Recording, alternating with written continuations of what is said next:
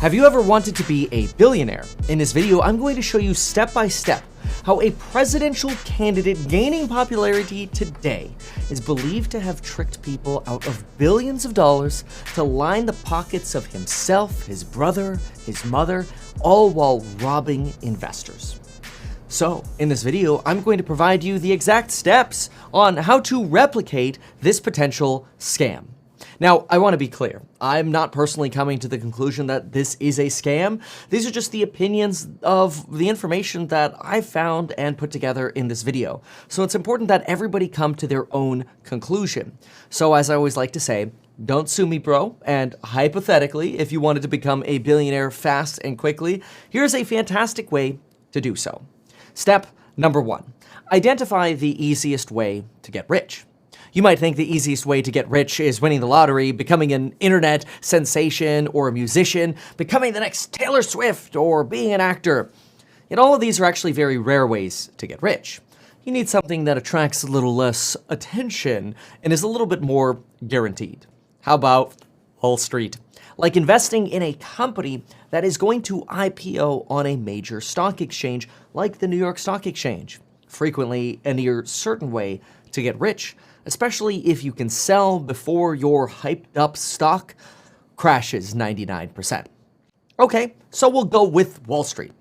Step 2, identify a product with limitless potential revenue. I actually think the potential opportunity here is really tremendous for delivering value to patients. There's over 5 million patients who suffer from Alzheimer's disease in this country alone. And if you think about it, we own global rights to a drug that has already demonstrated in a large phase 2b study efficacy on the 2 parameters that the FDA has historically required for new Alzheimer's disease drugs. And actually, we believe we're only one additional phase 3 study away from the approval of this drug. In other words, forever potential revenue and infinite hope, curing something that is good for humanity, like Alzheimer's.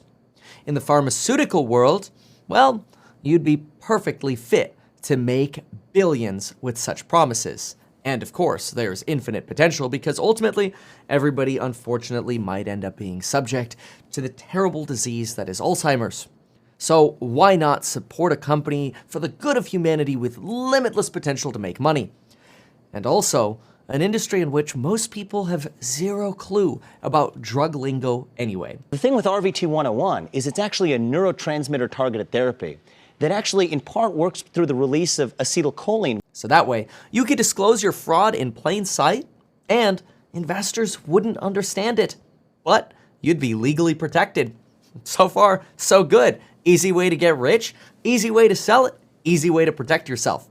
But just to make sure, let's go to step 3 and add a little bit more protection here, and let's incorporate the company in Bermuda, which is also a tax haven so that when you get rich, you pay as little money as possible in taxes. Step 4, just to kind of be a little unironic about it all, or maybe ironic, name your company not after the lives that you're not going to save anyway, but instead name your company after getting rich, like Roivant, or ROI, or Return on Investment, Vant. Yes, that is going to be the parent company, and your baby company is going to be called Axovant. This video is going to be about both, and we'll show you how the scam works. But the point is, you're going to layer these companies to be a little confusing too. Step number 5, because so far all we've done is identified we're going to get rich on the stock market, we're going to use a pharmaceutical with hopium, and we're going to incorporate it in Bermuda. Then we're going to pick a name for our company, but now we need some startup capital. So we're going to call up our hedge fund friends for the company we used to work with, and we're going to fill them in on the scam. We're going to raise some startup capital from them. Step number 6. We're going to go to a major pharmaceutical with an existing reputation like GlaxoSmithKline, aka GSK, and we're going to offer to purchase one of their failed drugs for $5 million, along with some option revenue. Step number 7. We're going to change the name of the drug so you can escape the failed reputation of the drug that you just bought, because the drug you just bought has already failed 4 clinical trials. but we don't want anybody to realize the drug that we're going to sell on the stock exchanges is the same one as the one that had previously failed. Step number 8. We're going to have our mommy, who is a doctor, reinterpret the results of the failed studies to make the drug seem like it's not a failure after all. In other words, you're not even going to put on the doctor's jacket and pretend to conduct a new study. You're just going to use one of the old existing studies that failed and add some more clarity on how it's actually not a failure. So let me clarify that. GSK, GlaxoSmithKline, conducted 4 studies. All of them failed. Let's go ahead and pick the one Vivek and his mommy used, the study with 684 patients. In a large phase 2 study, phase 2B study with 684 patients. And let's see if we can manipulate some of the data. Okay, so we're going to take a failed study of 684 patients. We're going to try to make it seem good. But first, let's actually confirm that this study did fail. Here's the study disclosed in Vivek's SEC documents, making it clear that GSK conducted the study and that this was not actually a Vivek-conducted study. Then we're going to be able to coordinate that study and trial number with these other sites to indicate that, yes, indeed, this is the failed study of 684 patients conducted and concluded by 2010, 5 years before Vivek ever even considered taking this product public, this failed product public. And then let's go to a neutral publication and make sure that it actually failed.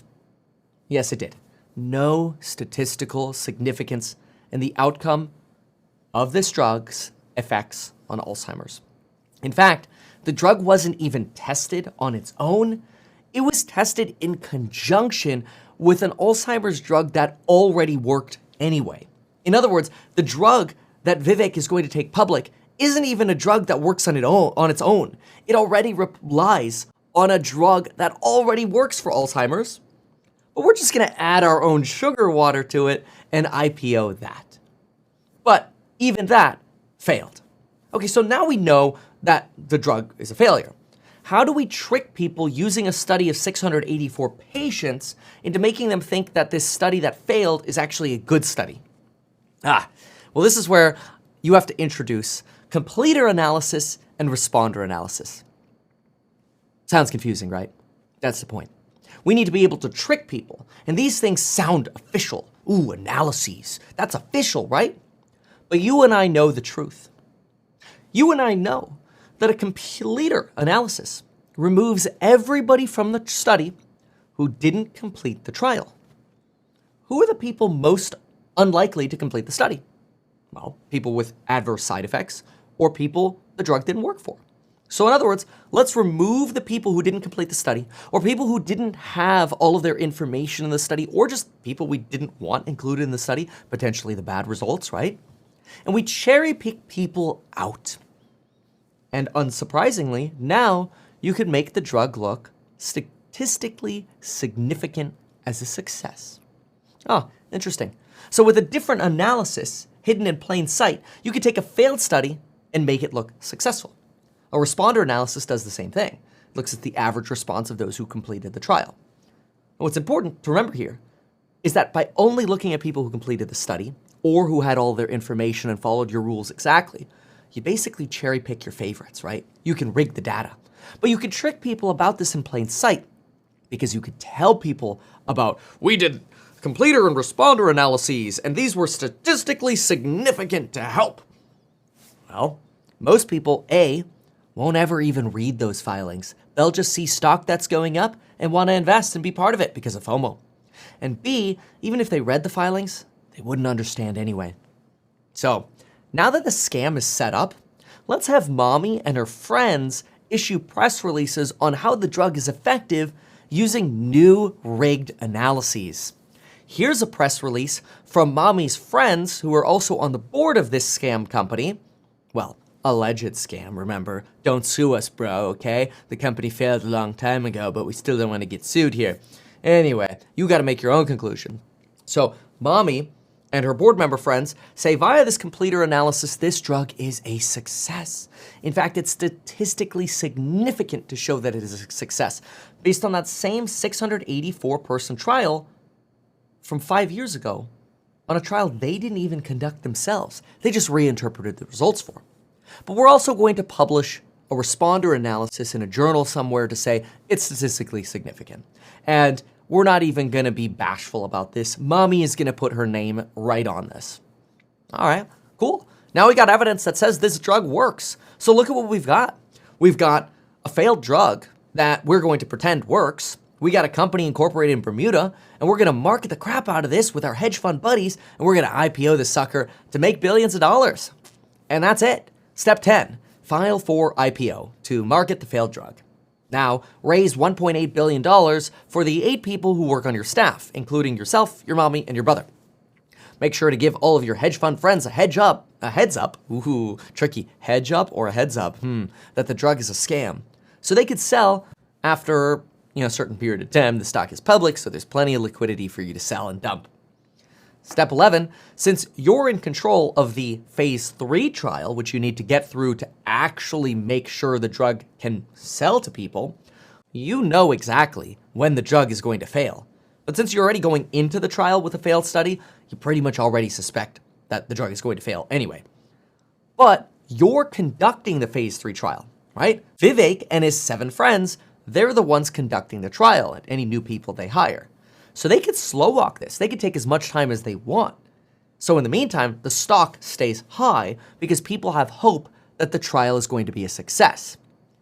After you make all your money though, and after waiting a couple years to do your trial, you could release your failed phase 3 study result, apologize that the drug failed, and watch the stock lose 99% in a day.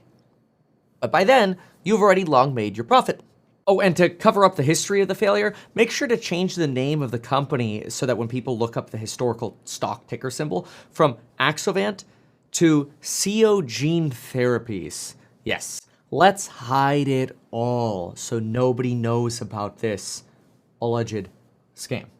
And since the scam was so successful and now you're on your way to becoming a billionaire, it would be a good idea to probably keep going with your scam. Now, again, who knows if it actually is, but Vivek today has somewhere between a 7 to 15% stake in a nearly $9 billion company called Riovant. Remember, that was the mommy company to this baby company. And this company is a company that shows $28 million in annual revenue, but expenses that are absolutely mind-blowing.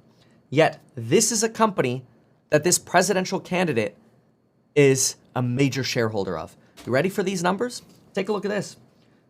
Riovant, ROI, Return on Investment Sciences Limited. This was the mommy company to that scam company, well, alleged scam company. Again, I don't want to make that conclusion. Maybe I'm missing something. But my opinion is a lot of the information that we've put together here looks a little sus. It kind of feels like you plan to become a billionaire with a failed drug by marketing a failed drug, but only some people would say that. Other people would say, no, they had hope, it could work. Hey, it was a wildly successful IPO and it had a good cause. And forget about all the people who lost their life savings on the drug because of all this hope they were marketed. It was a valiant attempt. Okay, so what do we have at Riovant Sciences or ROI Vant Sciences, whatever you want to call it? Well, what you have here is a company with annual revenues up about 10% from last year, from about $55 million to $61 million. That sounds good, right? I mean, $61 million of revenue, that's fantastic, right? It is, except when you're spending $525 million on research and development. So you're spending nearly $10 on research and development for every dollar you bring in. But it's not just that. You're also spending nearly $10 on selling general and administrative, which is probably mostly stock-based comp for board members to write articles about how great all of these drugs are. Even though you're not bringing in any revenue, you're marketing the crap out of your drugs that mostly suck. And so here's a company that's literally burning net loss of $1.1 billion that Vivek helped found, $924 million last year, massive money burn for drugs that they have either in development or are selling. If you go to their website, you can see, oh, look at all this pipeline of hope for drugs that they're creating. Here's one that's actually being commercialized, that's actually being sold. It's called VTAMA. It's for plaque psoriasis.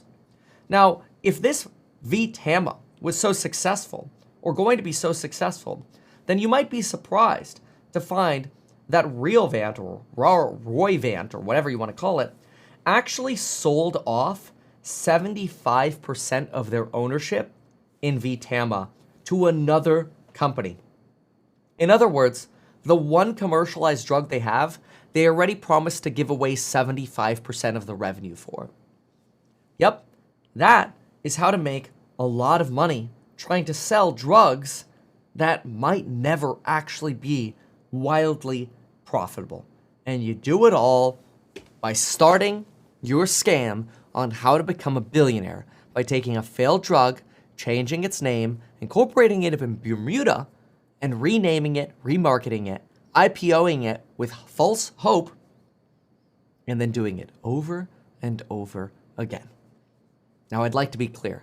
While I'm a licensed financial advisor and I provide a lot of insight into how to actually build your wealth without being a scam, whether it's investing in real estate, going from zero to millionaire, investing in stocks, or building your wealth by increasing your income, by learning how to make more money as an employee or an entrepreneur and learning about the ins and outs of how to actually make money the right way and learn the tricks of the trade, well, check out my programs linked down below. But when it comes to something that smells pretty sus, I'd say, hey, here's a way you can become a billionaire in a pretty sus way. Who knows? Maybe it was all legitimate. But through my research, there were a lot of red flags that just left me with more questions than answers. Maybe this was all a mistake, but let's just say if I were to interview Vivek, I'd have quite a few questions about this history. Thanks so much for watching. If you found this helpful, consider sharing the video, and we'll see you in the next one. Goodbye. Now, I want you to know this. When it comes to AI, time is what's going to make you money. And if you can prove that value to an employer, you'll always be able to be employed. So this is another way of making sure that you don't get replaced by artificial intelligence. If you can master AI by starting on the ground floor, let's go.